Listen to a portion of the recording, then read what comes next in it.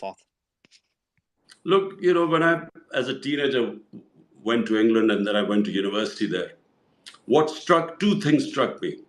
One was a welfare state, a humane society. First time I saw a welfare state was in England. And, the other was rule of law, that even the powerful were not above law. The prime minister, he had to conform with the law of the land. I mean, now Boris Johnson having to go on something which would not even have made news in Pakistan. So everyone, the law is for everyone. So that struck me, because here when I went to England, we had martial law here. So the military was above law. Or we had subsequently these two families who also were above law. The powerful were always above law in our country. So that struck with me. And therefore, when I became the prime, or even when I started my political struggle 27 years ago, these were the two aims. So I tried my best when we were in government to lift the bottom tier of the population. We had, two of the programs which are acknowledged abroad, like, for instance, our SAS program, which was to provide welfare to the bottom tier of the society, was appreciated by World Bank and international. During the COVID-19, it was considered one of the best programs. And secondly, we had this health card where we gave health insurance to our population. And so, so one was the welfare, to have a welfare state, moving towards that. And second was the rule of law, which I'm afraid I failed because as I said before, I just did not have a strong enough majority. Danish? Assalamu alaikum, Prime Minister Khan. I wanted to ask primarily about your commentary around the establishment. When you came to power in 2018, it was well established that you had the support of the army at that time. Clearly, something happened during your time in power where that relationship soured. Can you tell all of us what has been going on in Pakistan? Obviously, you mentioned the two families. You mentioned that we've had martial law for a long time, but you enjoyed some of the benefits of having their support. Can you tell us what has happened between you and the army, and where do things stand now? Look, in Pakistan's history, almost half the time we have been ruled by the military, and the other half we have been ruled by these two families. So mine was an anomaly. I mean, we broke through a two-party system, and that's when my party won. So let me just make it clear. When I won in 2018, we won the elections fair and square. We did not win because we came in through the power of the military, but they did not oppose us. That's a big difference because, they were not opposing my party. The military establishment was not opposing PTI. And so what went wrong? I mean, I recognize that, if the military has been in power directly or indirectly for 75 years. So therefore, I had to work with them. And work with them means the army chief. And, for a while, the relationship worked. We were, for instance, COVID-19, the logistic support given by the military was outstanding. I mean, that's how we managed to succeed and was given as an example of the top three countries which cope with the COVID-19 crisis best of all. But the problem happened when the army chief decided to switch horses. So why he decided, I still don't know. My hunch is that it was because he wanted an extension, and he was assured an extension by the current prime minister. But so he's best supposed to answer that question. What happened? So I am recognizing that you can't work without the military establishment. Although in the future, let me just say, correct you in the future, what needs to be done. Look, in any management system, the person who has the responsibility must have the authority. If you split the two, no management system works where the authority is someone else has the authority and someone else has the responsibility. So an elected prime minister is supposed to have the responsibility, but unless he has the authority, the governance system doesn't work. So in our case, as long as the army chief was on board, things would happen. But if he did not want something, if he vetoed something, I mean, you couldn't have it done here. So that's the problem. And I'm saying, looking ahead, the crisis Pakistan faces, crisis of governance, it cannot work in this hybrid system anymore. So if we look at Pakistani politics, there's two parties that dominated it before you came in. That's the PPP and the PMLN. And now we obviously have the PTI, arguably the biggest party in Pakistan. But Nazar Sharif, who's the brother of the current prime minister, was jailed for corruption. Bhutto was assassinated back in 2007. And her husband was charged with corruption before becoming president. So the reason I mention all this is I want to link it back to Danish's question and your comments, is the influence the military has in Pakistan.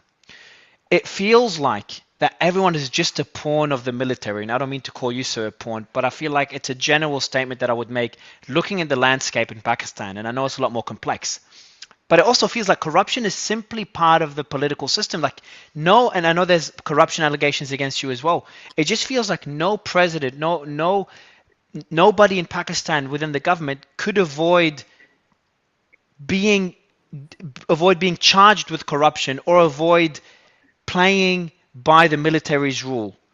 Is that a fair statement? Look, let me first say one thing. My government was the only government not removed, not because of corruption. Other governments, when the two main parties in the 90s, they were removed twice each for corruption. And the corruption charges against the two main parties we inherited them. When they were in power, these corruption cases against them were made then. One of them was the famous Panama scandal, where there was an expose of offshore accounts of various heads of world leaders and ministers. I don't know whether you remember the Panama scandal in 2016. So that's when their properties came out in London, and the Sharif family's properties. So we inherited this all in 2018. Now, my government never was charged for corruption. So the army chief afterwards gave a statement saying something ridiculous, like he thought that I was dangerous for Pakistan and that's why he had me removed. But the point I want to make is, look, corruption is a symptom when you do not have rule of law. If you have rule of law, you don't have corruption. So, and why does corruption destroy the developing world? Because the powerful are the ones who are stealing the most money and siphoning off abroad to offshore accounts. There's a report by the Secretary General of the United Nations. It's called the FACT-I report. And he got economists to find out why the poor countries were getting poorer and the rich countries were getting richer. And according to the report, now this is, Mario, just listen to the startling figures. $1.7 trillion every year are siphoned off by the ruling elites, illegally, money laundered out of their countries, going to Western capitals, to offshore accounts. $1.7 trillion every year. And there are about $7 trillion of money parked into these offshore accounts from the developing world. So what is happening is that the ruling elites, because they don't have rule of law, the powerful are above law, they manage to get away by plundering their countries. So the poor countries are getting poorer and the rich are getting richer. And one of the reasons why you have these immigrants sort of dying to cross over to the rich countries is because the rich countries don't do anything about it. Because they benefit from this inflow of capital, they don't try and stop this. And I try to raise this at the United Nations. So in Pakistan, the reason why we have not been able to convict the powerful, although there's so many cases of corruption against them, is because weak law enforcement. The powerful always manage to get out of it. And the problem also is that we had the General Musharraf. Now he was He spent billions of rupees trying to have these two families convicted because he removed them on corruption. And just when cases were maturing, he then does a deal which was called the NRO, the National Reconciliation Ordinance, and he gave them immunity. And so therefore they were back in power for the next 10 years. So in a society like in Europe or in West, no one can forgive corruption by the ruling elite. I mean, no country, no Western country will ever allow this, that, you give them immunity. I mean, you have corruption cases, you give them immunity because you can't, it's public money. So this is why the problem, not just Pakistan, it's a problem which most of the developing world faces. So my next question is relating to possible Western influence or allegations of Western influence in what happened. So on June 20th, 2021, you said, quote, Pakistan will not allow the CIA or US Special Forces to base themselves in this country ever again. 10 months later, you are out. You did initially, I wouldn't say blame, but you did refer to foreign influence that played a role in the Pakistani protests and in your ouster as well. And I'll read out a quote you said. The interests of the US and the West are aligned with the military, maybe because of their support for Ukraine. But recently you've been shifting more to I wouldn't call them, but to domestic powers. How big of a role do you think the US did play in your ouster versus domestic powers? Look, Mario, when I made the statement that, there should not be any bases, US should not have any bases in Pakistan. Well, that statement was inspired by Pakistan being part of two conflicts. In the 80s, we became part of the Afghan Jihad against the Soviets in Afghanistan. And after 9/11, we became part of the US war on terror. Both times, Pakistan suffered. We had US aid, which was for the ruling elite. Dollars coming in was great for them. But the country had 5 million refugees, Afghan refugees after that. And we had Kalashnikovs, we had militant sectarian groups in Pakistan. And then we had, the worst thing is, we had this drug culture in the country. So it devastated us. I mean, Pakistan suffered after that, joining that Afghan Jihad for almost 8-9 years. Come 9/11, we again joined the US in the war on terror. 80,000 Pakistanis die in that war. I mean, which country becomes an ally and pays such a heavy price? Over $100 billion were lost to the economy. So my point is that as Pakistan Prime Minister, my priority should be the people of my country. And so and the top priority also should be that we should not become part of any conflict. Because, we have 100 million Pakistanis vulnerable, 50 million below the poverty line, and 50 million easily can go below the poverty line because any shock, any like price shock or anything can push them down. So that should be the priority. Now you can only look after them if you have stability and if you're not part of a conflict. So that comment was inspired from the fact that we should be part of all peace processes. Like Pakistan played a big part in getting the US and the Taliban to sit together in the peace talks, but we should not become part of any conflict.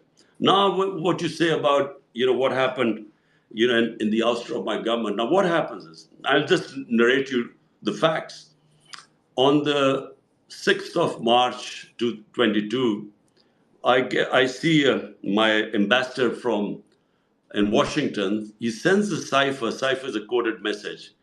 And it says that he has an official meeting with an American official who tells him, my ambassador, that unless I am removed, Prime Minister Imran Khan is removed in a vote of no confidence, there'll be consequences for Pakistan. And the next day, the vote of confidence is tabled. So the cipher comes before the vote of no confidence. And then, within weeks, my government goes. Now, at the time, I thought that it was the US who had instigated this.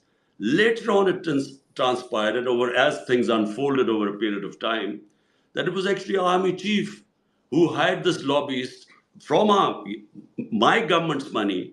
He paid him $30,000 to lobby against me that I was supposed to be anti-American and the army chief was pro-American. So that came out later on. And so how did I correct myself? Because I then realized that it wasn't really, this didn't originate from Washington. It was actually from Pakistan, this conspiracy to remove me, where he then fed the Americans that I was anti-American. So that is how it unfolded. Suleiman? Prime Minister Khan, as you know, most of our audience is largely from the United States. And so, to continue on with the point that you made just now, how do you envision a relationship between the United States and Pakistan, considering the complexity and the challenges faced by both countries? Look, Pakistan should always have a good relationship with the US simply because not just that the US is a superpower, but Pakistan's biggest trading partner. I mean, Pakistan our highest exports are to the US. But not just that, the most powerful expatriate Pakistan community are the Pakistani American community. So we should always have good relationship with them. And so if you ask my point of view, I mean, whatever this cipher and whatever happened, for me, it's all in the past. The thing is that it is important for us to establish good relationship with them. And by the way, I had very good relationship with the Trump administration. Mr. Khan, you've referenced Trump. Not sure if you could hear me. I'm not sure if it cut out. But many compare to what you're going through to Trump's legal challenges. Both of you have been indicted. Both of your supporters call this a political witch hunt. I would not call that comparison, because what's going on in Pakistan is significantly more serious, in my opinion, to what's happening in the US. But what would be your message to any Trump supporters that make that comparison? Look, it's completely different. What's happening and I'm not fully aware of the cases on Donald Trump, but mainly because, as you pointed out, my situation right now, all my concentration is really dealing from a day-to-day basis. It's a sort of game of survival right now here. But I can tell you that the cases against me, if this was happening in the United States, there would be a public uproar. You could not, I've been known in this country for 50 years. I've never had one criminal case against me. And at the age of 70, suddenly, I have 170 cases against me. And there are 40 or 50 terrorism cases. There's blasphemy case. I mean, now there's latest a murder case. So no one in this country believes this. Just for the audience, I received the greatest amount of funds. I have done more charity work in this country than anyone in the history, because people trust me with their money. I mean, I run this sort of 2 cancer hospitals, which are the biggest charitable institutions in Pakistan, and a third one about to be completed this year. Then one university, again, 90% scholarship for students. So, and then another university about to begin. So all for charity. It's because people trust me with their money. So now no one in this country believes this nonsense. That certainly in the last few months, I have 170 cases against me, criminal cases. So to answer your question, it has to be different. I mean, in the US, if these cases were made against me, I think there would be a public uproar, because they're just ridiculous cases. Whenever I go to the court, they give me bail because there's nothing. They're bogus cases. That's why now the government is trying to have military courts, and so the effort will be now to try them in military courts, because in civil courts they can't convict me. Danish? Sir, we can't talk today without discussing the fact that Modi is visiting the US right now. And over the course of the last 48 hours, and I know you've had many battles with India on the cricket court, or cricket matches in the cricket pitch. But, right now, Modi is aligning himself very closely with the US. They just signed multiple alliances, including in fields like AI, in chip manufacturing, in terms of visas, in terms of every single way that they could possibly align themselves. India and the US are building this alliance. It's clear that it's happening as India is worried about what's happening in the Indo-Pacific. What are your thoughts on what's happening between India and the US? And of course, how do you think that impacts Pakistan? Well, look, it's good for India. This alliance is very beneficial for India. And I see the US interest in this alliance because, the containment of China. And so, this was always going to happen. In fact, this alliance was building up. It's not that it's happened suddenly. For Pakistan, the worrying thing is that, we remember in the 60s, right up to the 80s, Pakistan was actually ahead of India in most of the economic indicators. And sadly, from 90s onwards, when we had these two families taking turns to rule us and misrule us, from then onwards, not only just did India overtake Pakistan, but also Bangladesh. And that's painful for people like us because we know that when we were growing up in the 60s, there was so much optimism in this country because, people had confidence in themselves because they felt that we were the country which would outstrip all the other countries in Asia.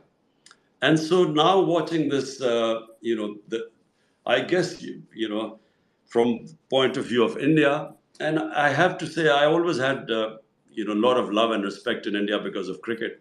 And when I became the Prime Minister, I always thought the first thing we must do is to have good relationship with India.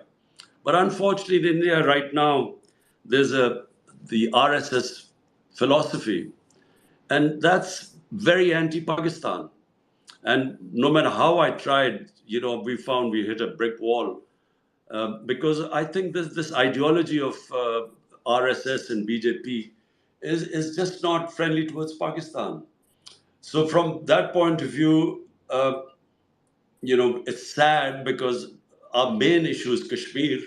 And if we could resolve the issue about Kashmir through dialogue, uh, it'll be the greatest thing for the subcontinent.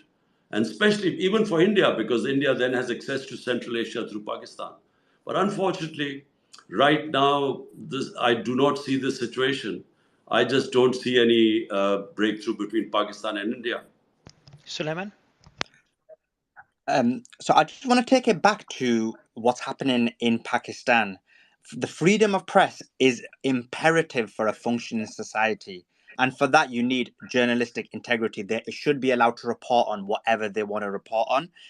And I speak a lot about the problems that we have in the West in terms of mainstream media, but I was baffled to hear about the level of censorship that was occurring in Pakistan to the extent that even mentioning your name was censored. So my question is twofold.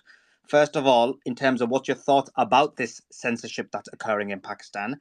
And the second point is about journalists that are being persecuted just on reporting the true events that are occurring in Pakistan. Look, Mario, I'm a student of history. And, just for all the listeners, if you look at the short history of Europe, after the Second World War, half of Europe had democracy and freedom. The other half went into a totalitarian state where they had all the curbs on freedom of expression and freedom, basically. So the difference between the same Europe, 50 years later, the Western Europe, which had freedom, became prosperous and way ahead, and Eastern Europe stayed back. Even Germany, it's the same German people, East and West Germany. There was a huge difference between the prosperity of Western Germans compared to the Eastern Germans, because whenever you curb freedom of human beings, you retard their progress. That's why real democracy is real freedom, and real freedom means prosperity and humans progress. So South and North Korea, the same Koreans. Look at the state of North Korea and look at South Korea. You can't compare the difference of development and prosperity between the two Koreas because they have put curbs on freedom. So Pakistan, unfortunately, as I said, is going through this dark period now. Not only are the decisions of our Supreme Court, of our judiciary, not only are they openly violated by the government, not only does the government not go by the Constitution. For instance, according to the Constitution, as interpreted by the Supreme Court, the elections of this biggest province where I'm sitting in Punjab was supposed to be on the 14th of May. The government just refused. They refused to hold it and not abide by the Constitution. And similarly, right now, I mean, our people go for bail, the courts give them bail, and then they get picked up by the police and on charges of other issues. So complete violation of fundamental rights going on right now. But the worst is the curb on media, because our media had gradually evolved over a period of time, just like a judiciary. The judiciary asserted its independence. Normally, it used to be subservient to the executive. And then our media, over a period of time, became vibrant, and one of the most vibrant medias probably anywhere in the world. Now, there is complete censorship. Even my name is not allowed to be mentioned on national television. And worse, some of our best journalists, 4 of our best journalists have left the country because they were scared of threats to them. There were cases against them. One of the best investigative journalists, Arshad Sharif, had to leave the country and was actually murdered in Kenya. And then right now, for almost a month, the Pakistani journalist who has the highest viewership on YouTube, first they hounded him out of the main media. So he went on YouTube. He had the highest viewership. And he's disappeared for over a month. And the judiciary, they keep asking the police to produce him, and the police has said, we don't know where he is. So we've never really had this sort of draconian measures. Even Musharraf's martial law was liberal compared to what is going on right now. So I've got to ask you, taking a step back and focusing on your party and what happens next. So most people agree that if an election was to be held today, you would win. And I know you've called for earlier elections to be held. But you also face, as we said, 177 allegations, and that includes serious allegations like treason and terrorism and corruption and murder. Do you expect to run in the next presidential election? And what happens to your party if you are to be jailed? Because you did say that you expect to be jailed, and that's heartbreaking to hear. Well, look, Mario, the problem I'm facing is, in fact, the country is facing, is that the establishment and the government, I mean, the government is basically reliant on the establishment. All the 12 parties know that the moment there are elections, that's why they're running away from elections, that they'll be wiped out, as they were in the by-elections, despite all the support they got from the government machinery and from the establishment. I mean, they lost 30 out of 37 by-elections. So they know what will happen in the general elections. Hence, they're hiding behind the establishment. Now, for the life of mine, I do not understand why the establishment has taken this stance. Because you just cannot go against the will of the people. If the majority of the population is behind, if they want PTI, then you can't just wish it away by these draconian measures. Because the public opinion is like a spring. The more you press it, the more it comes out. So the more they have put the victimization going on right now. And by the way, again, it is unprecedented. I mean, never have we had the sort of measures we were facing right now. Even the families are not safe. All the ticket holders of my party are in hiding. Their houses get broken in, they get, anyone there, the staff gets beaten up, they get vandalized, they get robbed. If they find family members, and young boys have been picked up, when the ticket holder has not been there. So I mean, unprecedented what is happening here. But despite all this, the vote bank keeps growing. So therefore, the establishment has a problem. To answer your question, it's not I who have a problem, because whenever there are elections, we will win. Unless they go to such an extent that they will make the elections a joke. But even if they are sort of halfway fair elections, the PTI is going to win the elections.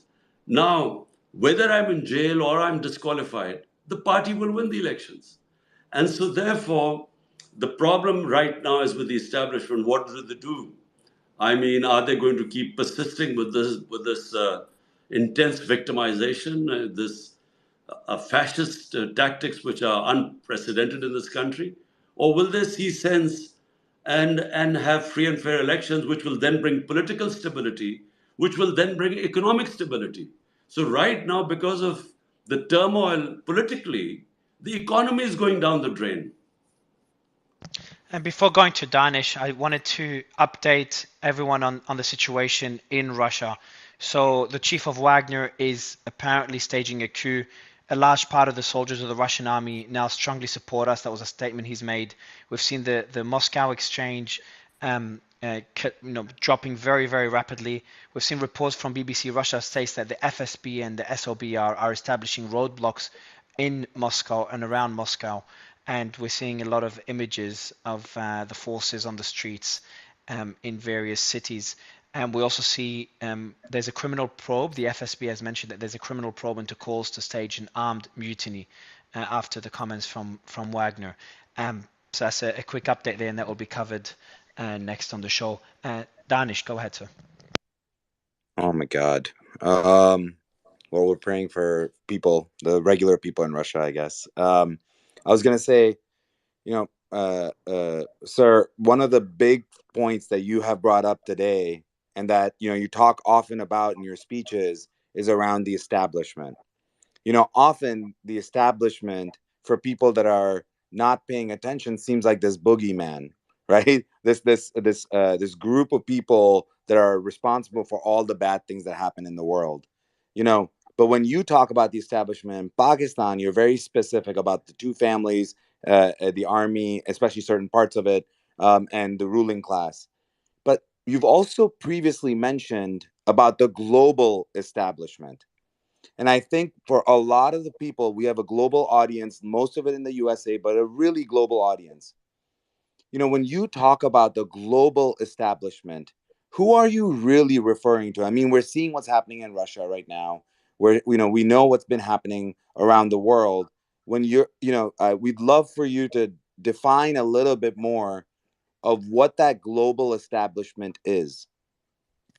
Well, look, I haven't really spoken about the global establishment. I specifically talked about, this one incident where I had the cipher.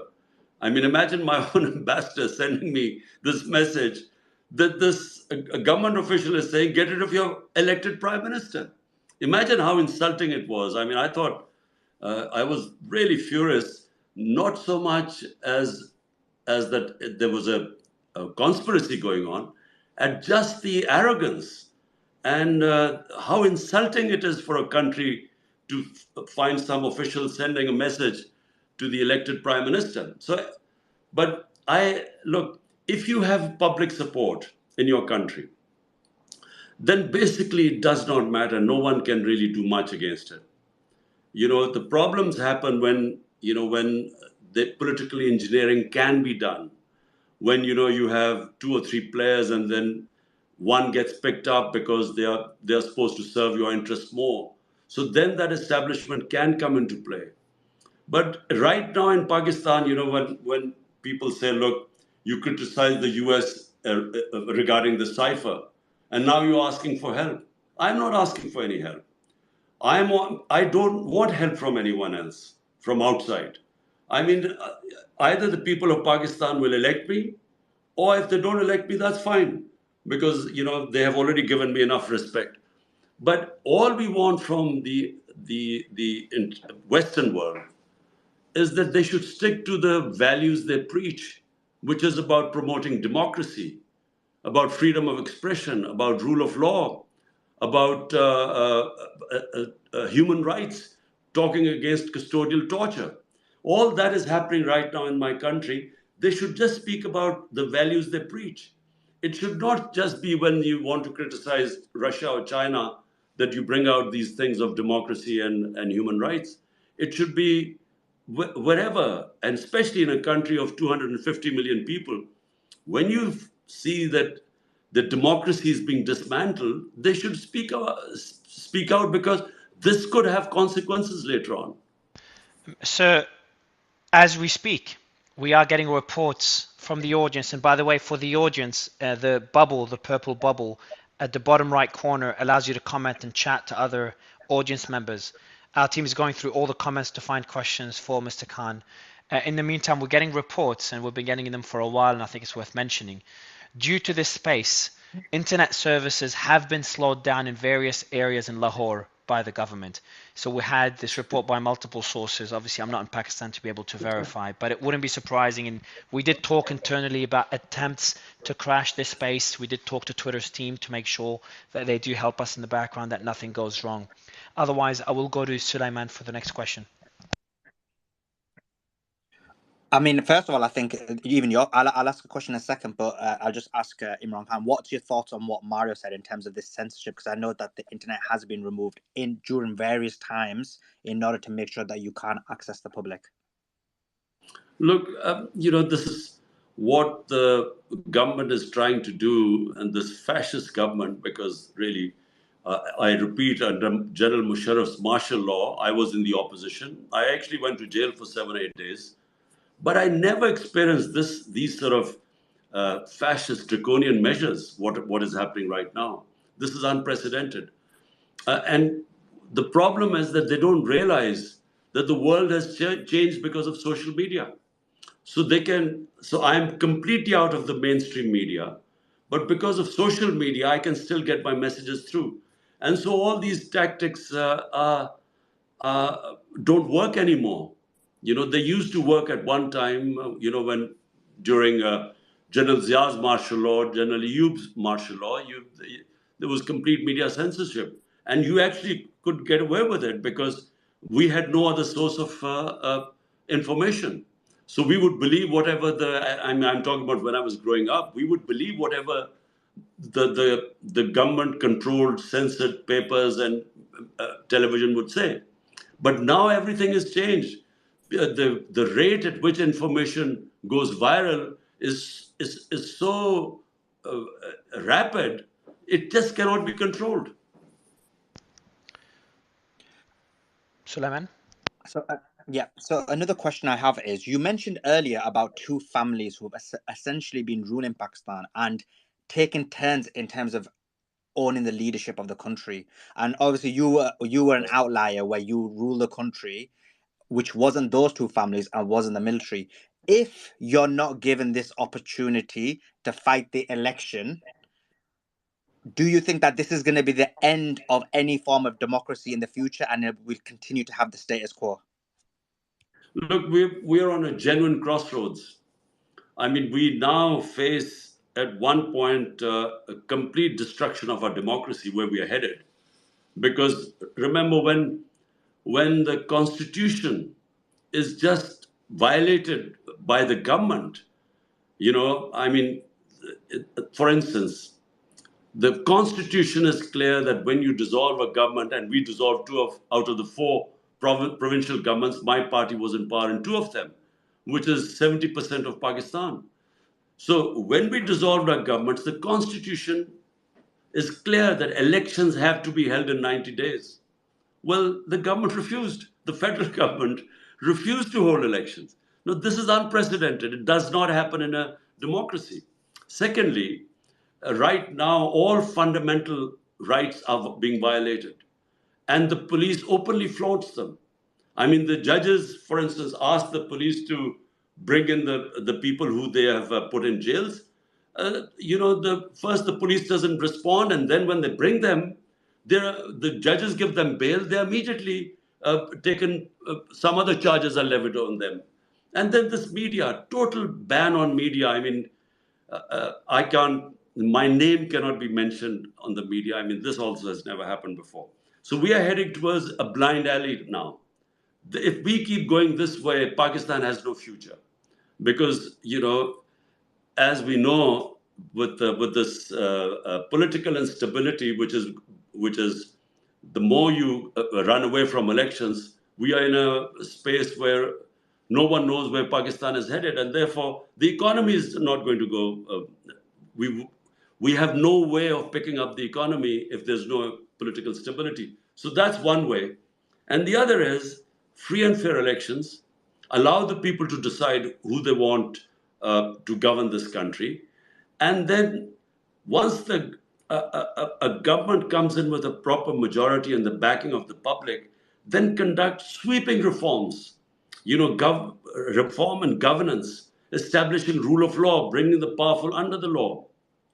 And then the problem we face, the economy, the two twin deficits, the fiscal deficit and the current account deficit.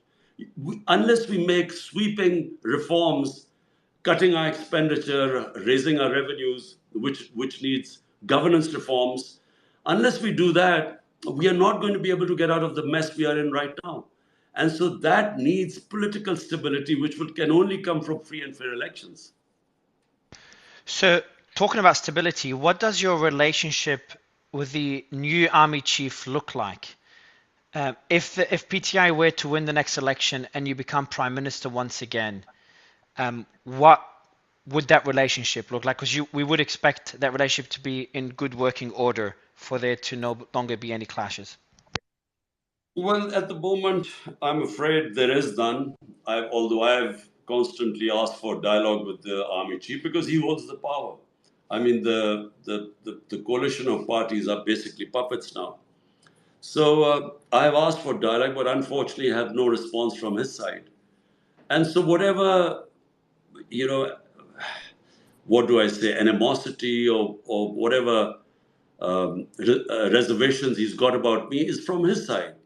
So I understand that you have to work with the establishment, although there has to be a new equilibrium, because I again repeat that you cannot have a system where the responsibility lies with the elected prime minister, but he does not have the authority to implement his program.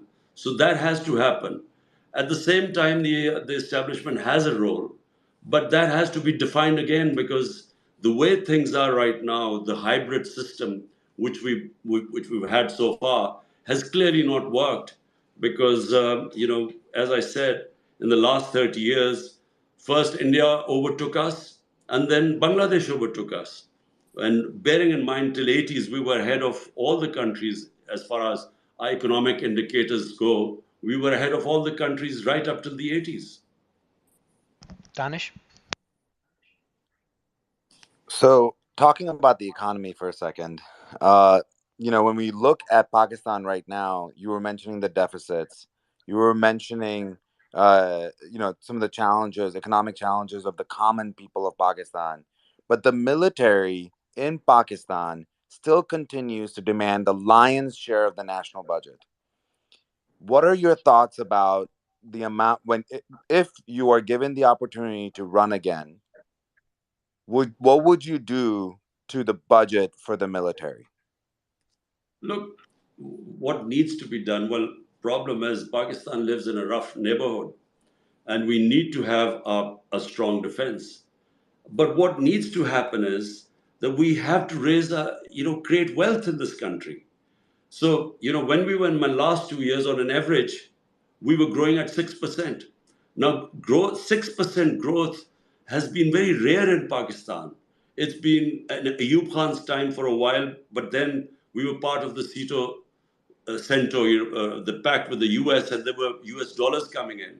So we grew at something close to 6%. And then again in the 80s, we again grew at 6%, close to that. But that's when we were part of the Afghan Jihad, and then there were US dollars coming in. Then for a couple of years, Musharraf's time, we were growing. But then again, we were part of the war on terror and dollars coming in. But this was the first time without any dollars coming in, we had this growth rate.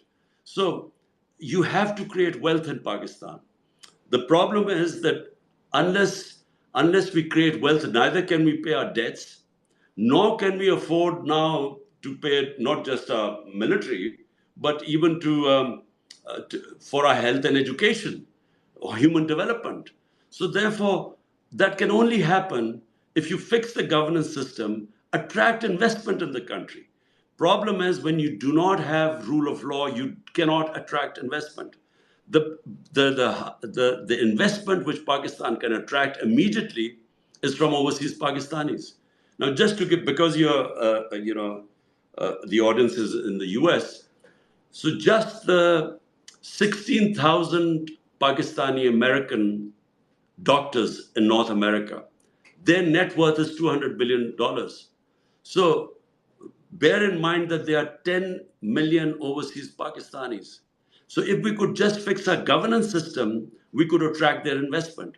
The reason why they do not invest in Pakistan is that out of 140 countries, in the rule of law index, Pakistan was 129th. And this is before the crackdown. Now we would have slipped even further down.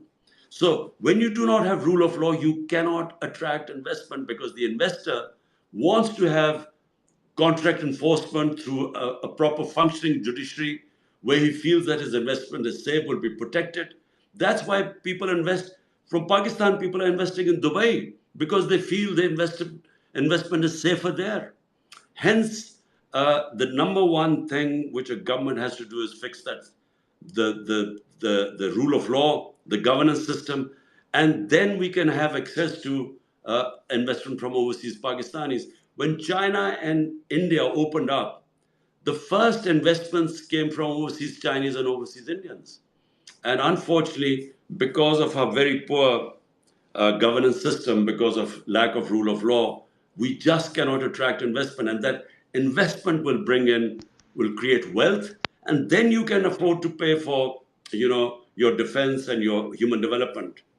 Mr. Khan, I want to go back to what you're facing right now. You said you have no lines of communication with the army chief. What can you do, if anything, to avoid what you're facing, to avoid possibly going to jail? And I'm framing that question in a way, because I'm sure the army chief or his team is listening to this. I'm framing it in a way to say this is an open call to communication, to dialogue, to avoid the path the country is going down. I don't know what impact it will have, if any. I know there's censorship in Pakistan. Luckily, we're not on Pakistani media. Mr. Khan, I would love your response to this. Well, Mario, I have already made this appeal several times, but I get the impression that when I make the appeal, the establishment, or maybe the army chief, maybe they think that I'm getting scared and frightened because of all my party in jail or underground, or some of the party leaders leaving the party. So maybe they feel I'm now under pressure, and that's why I'm trying to open dialogue. But I've tried it from day one. Ever since the new army chief came, I sort of offered that, look, we should sit down, at least know what is your game plan, what is the roadmap. Because if the establishment feels that Imran Khan, is sort of somehow bad for this country, but explain to me then what is your idea of what should be best for the country. And unfortunately, so far there has been no response. So maybe, Mario, from this message today, maybe there would be a response, but somehow I doubt it, because I think they're pretty fixed that whatever happens, my party cannot win the election. Well, my message to Asim Munir, who's the new army chief, is clear, and that's the same message from the Western world. There's going to be a lot of people listening to this. The West is watching, and we urge dialogue. We urge dialogue. The path that Pakistan is heading down, whether you agree with an opponent or don't agree, going to this extreme to censor someone and to end a political party is not how any country should function. And hopefully we'll see dialogue after this. And Mr. Khan, the question for you, and I know we're wrapping up shortly, I know you have to go, and I know that you probably want to check what's going on in Russia as well, considering this started like 10 minutes before our interview. But I want to ask about your family, sir. You did state in one interview you cannot even see your son, considering how bad the situation is. How is your family doing? Have you seen anyone from your family recently? And my question again is, Well, are you worried about the next few days, sir? well, my wife has cases against her. They've taken out warrants against her. My sisters, three of my sisters, they've gone after them. Uh, some of them have, my nephew has gone abroad because they were looking for him. So anyway, so the family, my sisters have been all somehow or the other been approached by these intelligence agencies. One of my younger sister has had these corruption cases against her. So, all this is happening. But this is not just happening to me, it's happening to all my party members, their relatives. There have been cases on all of them. Cases, whether it's corruption, whether it is tax department, whether it is FIA, all the agencies, the main concern right now, I mean, you'll really be shocked. All the agencies of the government, the institutions of the government, their one aim is to somehow destroy and crush PTI, the party. And of course, all these 170 odd cases against me. So not just me. I mean, you asked me a question, do I feel worried about myself? Actually, more about my people who are suffering, people in jail, 10,000 people in this heat, stuffed into jails, women especially. I mean, it's never happened that for peaceful protests, women have been thrown into jails. And then, you asked me about my sons. There's no question of me asking them to come over right now, because it is a very, for families, this is a very scary time if they happen to be affiliated to me or my party. Suleiman?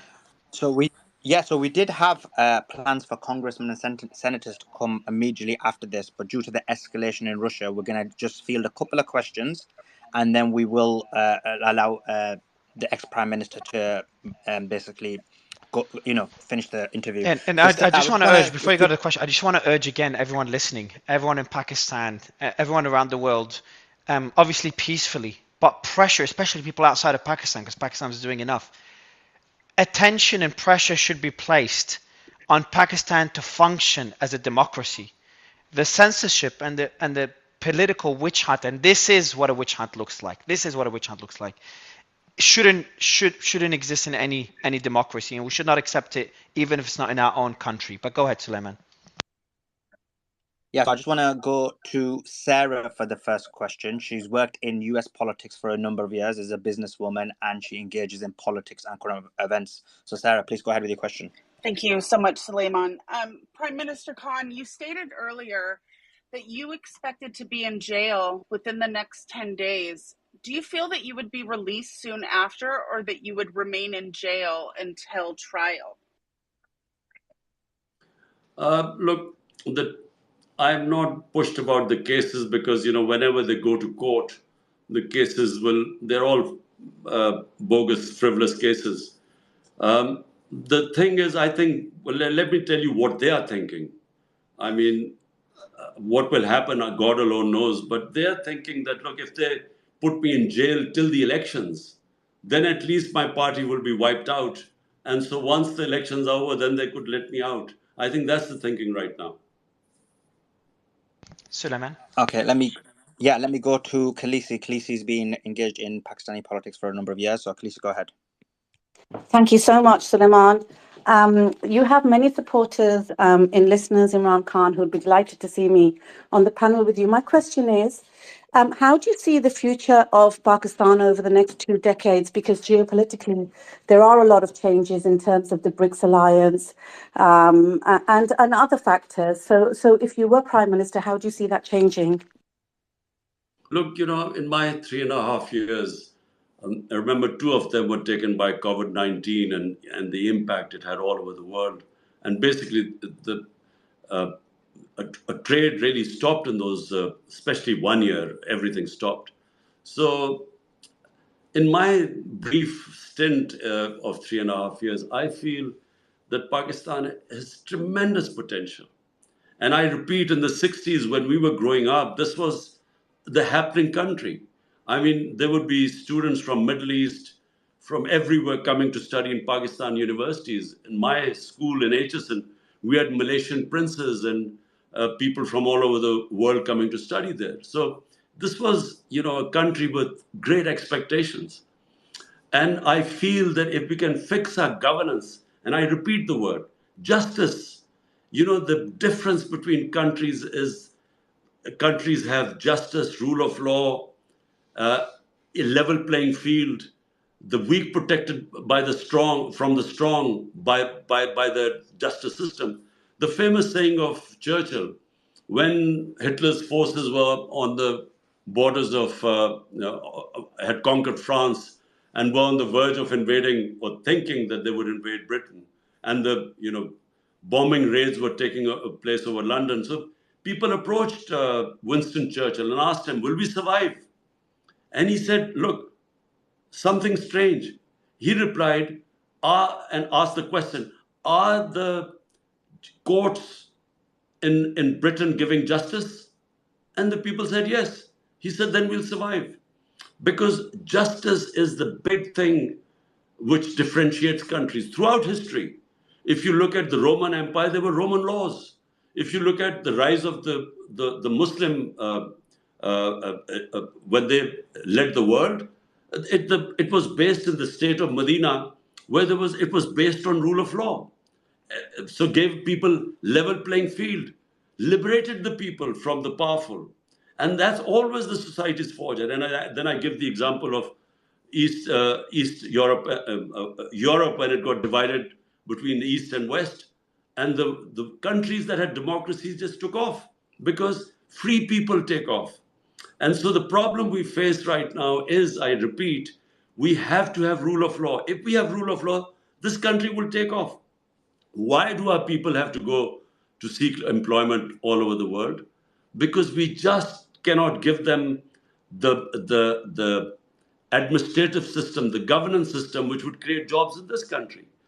And the bottom line is we have been ruled by a tiny elite which has hogged the resources of this country. Elite capture. They have captured the resources and they just do not give freedom to this country to achieve its potential. So my answer is, if we can fix the system, this country can take off. It has all the resources. It has talented people. But right now we are stuck. We have, as I said, we are on a crossroads. Either we go the democratic way, or we are going, back to the old dark days of fascism, of dictatorship, and then there is no hope. Bushra, I want to give you the mic for a quick question, and then I've got final two important questions for you, Mr. Khan. Bushra, a question for you. Yeah. Go ahead. So let me just go to Bushra, and she is a political commentator in the United Kingdom and is a regular on GB News. Please go ahead, Bushra. Thank you, guys. I just want to begin by saying Assalamu alaikum to Sir Imran Khan. It's an absolute honor and privilege to be in a space with you. So I want to start by saying that. And I just wanted to echo the fact that you have millions of supporters internationally in the UK. Although we live in the UK, we are those that come from Pakistan. Our hearts are also always with Pakistan, and all we've ever wanted is that country to prosper. And we imagined one day that our children would go back and be exponentially proud of what Pakistan has become. So I commend you on every single effort, Sir Imran Khan, that you have been doing for the 27 years in politics. So that's what I'm going to start with. But my question basically is about Islamophobia and the connections and the links of terrorism and extremism that is always an agenda that British Pakistani Muslims face in the UK. And I just wondered, in your ministerial position, did you ever come across that with other global leaders where you felt like they were also trying to vilify Pakistan, to say that perhaps terrorism was born out of that country, because British Pakistani Muslims face that on a daily basis simply for being from Pakistan?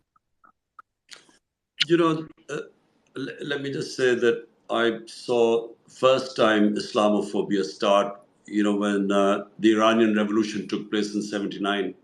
So there was a fear in the Western countries that all the Muslim world would be swept by what they call fundamentalists ruling the countries, and not really understanding the dynamics of why that Iranian Revolution took place.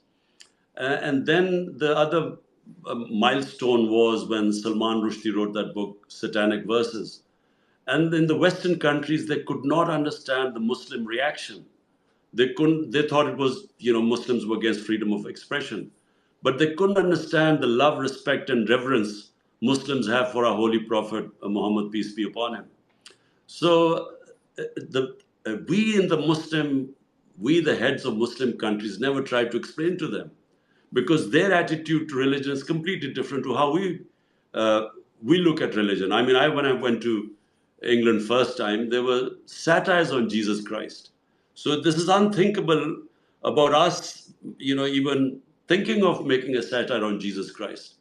So I realized that they viewed religion completely differently, and we had not explained to them how our Prophet Muhammad, peace be upon him, lives in our hearts. And we couldn't explain to them why it causes us so much hurt and pain. And that I blame the Muslim leadership. I mean, the OIC, when I addressed the OIC as a prime minister, I tried to tell them that, look, it was our duty to tell the Western countries. And really, when I spoke in the United Nations, we actually then managed to get through that 15th of March would become anti-Islamophobic day, and sort of countries to understand that, by insulting the Holy Prophet, you can't hide behind freedom of expression by causing hurt to so many people. And the other problem we had after 9/11 was that terrorism got equated with Islam. Now, terrorism knows no religion. Terrorism has nothing to do with any religion. If there was Tamil suicide bombers in Sri Lanka, they had nothing to do with Hinduism. Or Japanese kamikaze pilots, again, had nothing to do with Shintoism.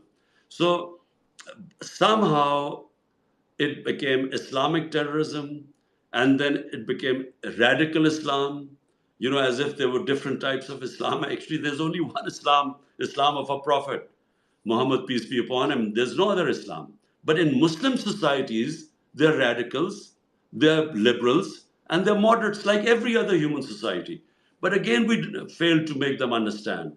So as a result, whenever there was a Muslim involved in a terrorist attack, the whole 1.5 billion Muslims were somehow held responsible.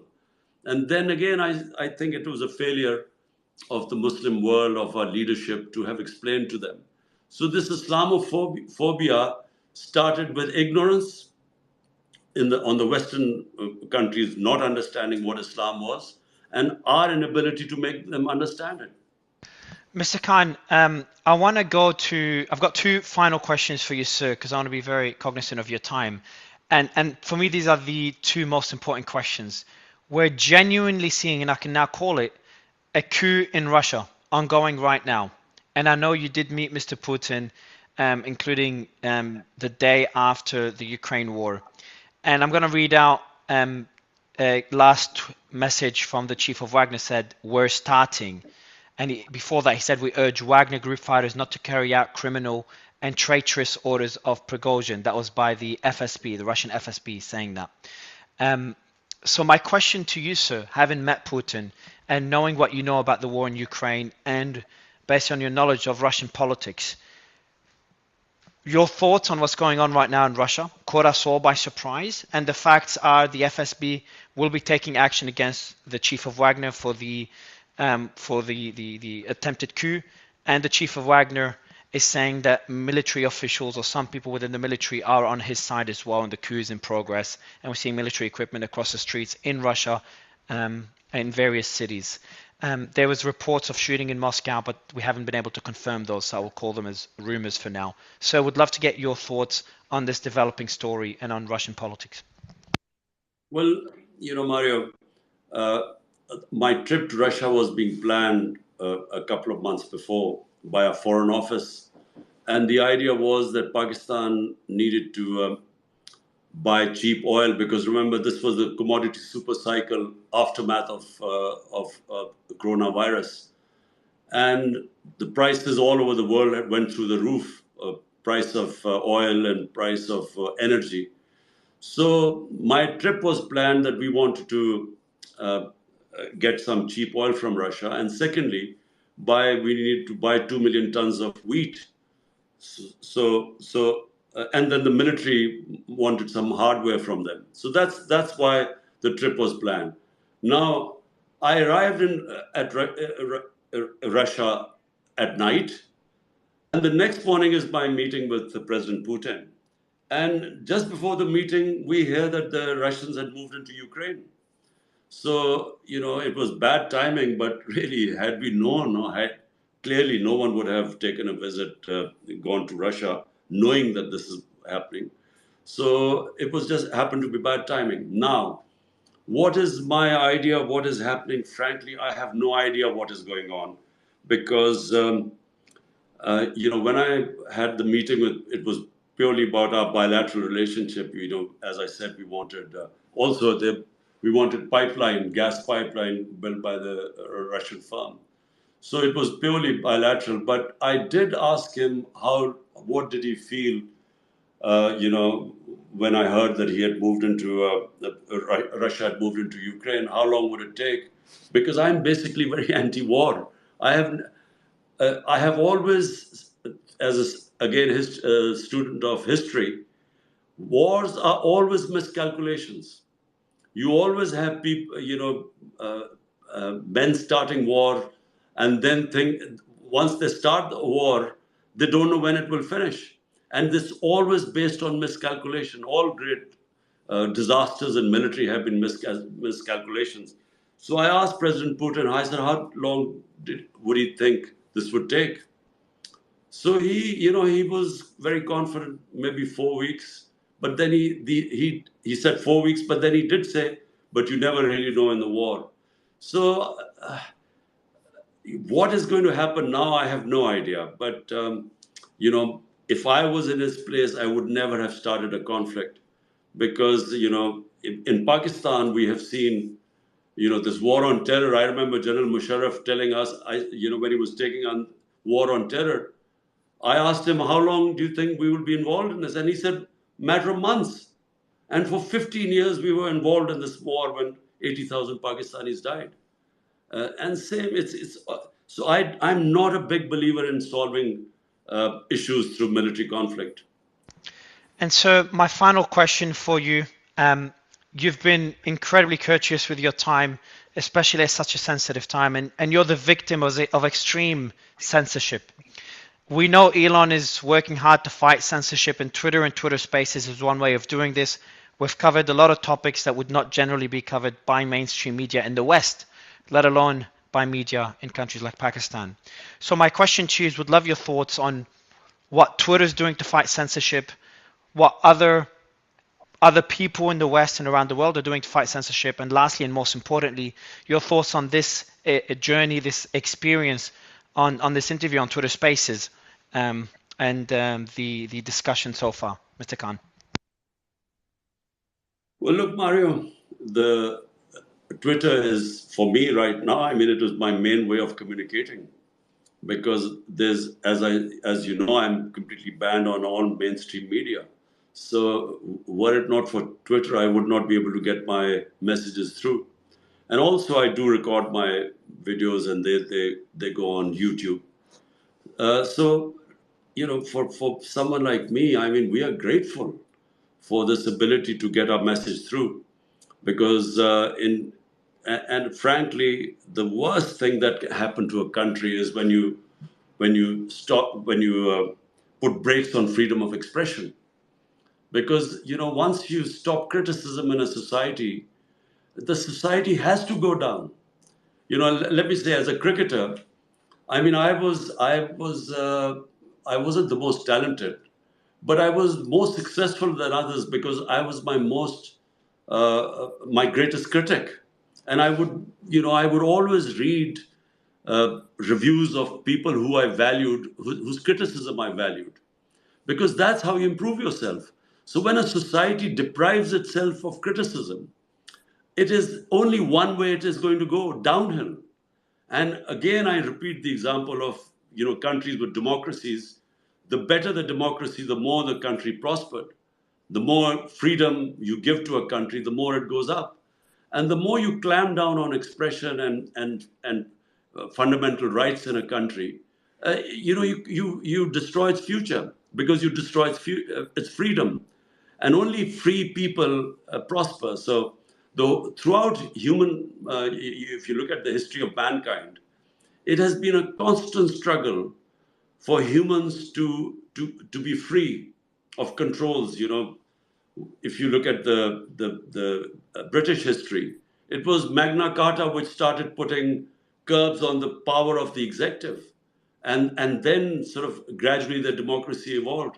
We in Islamic history, we started off at very democratic societies where we had the executive was firmly under the rule of law. And that's how we started. We ended up moved towards monarchy, and our freedoms disappeared.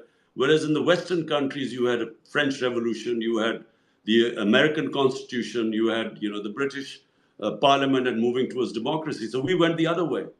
Now Pakistan stands at that crossroads. We really have to protect our democracy, which is our freedom.